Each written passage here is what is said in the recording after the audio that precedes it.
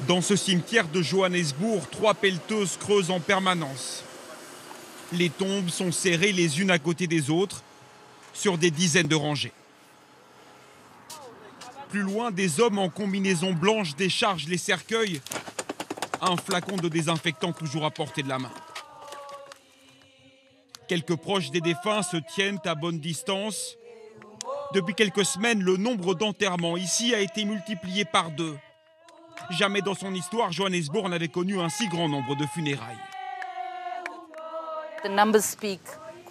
Les chiffres parlent clairement d'eux-mêmes. Et cela prouve qu'il y a quelque chose de nouveau et de grave qui entraîne un tel taux de mortalité.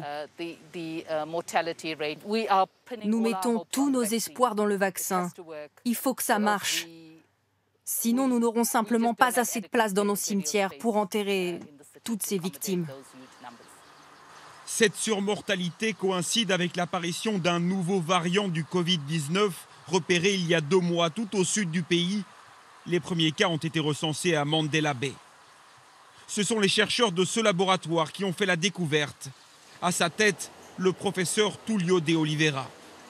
Quand il découvre le nouveau variant, il comprend tout de suite l'ampleur du problème.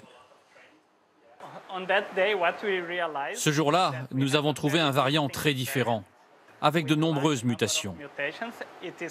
Et il s'est avéré que ce variant était 50 à 60% plus contagieux. C'est pour ça que nous avons rapidement lancé l'alerte. Ce virus est plus agressif dans le sens où il pénètre plus facilement dans les cellules, mais il n'est pas plus mortel. Des cas ont été recensés dans au moins 20 pays déjà. Nous sommes particulièrement inquiets à propos de nos voisins, notamment le Mozambique, le Zimbabwe, le Malawi, la Zambie. Là-bas, ils ont d'importants pics de contagion et un système de santé qui est très défaillant. Ce nouveau variant a une autre caractéristique inquiétante selon ces chercheurs.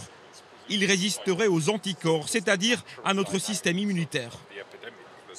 Pour quelqu'un qui avait déjà été infecté par le premier variant du Covid et qui a donc développé des anticorps, nous craignons que ces anticorps ne soient pas efficaces pour neutraliser le nouveau variant. En revanche, d'après les scientifiques, rien ne prouve que les vaccins soient moins efficaces face à ce nouveau variant sud-africain. L'Afrique du Sud a décidé de fermer toutes ses frontières terrestres pour 1 mois. Officiellement, c'est pour éviter toute congestion aux différents postes frontières. Le pic de contagion de cette deuxième vague et donc de ce nouveau variant n'a pas encore été atteint et ne le sera pas avant le mois prochain, au plus tôt.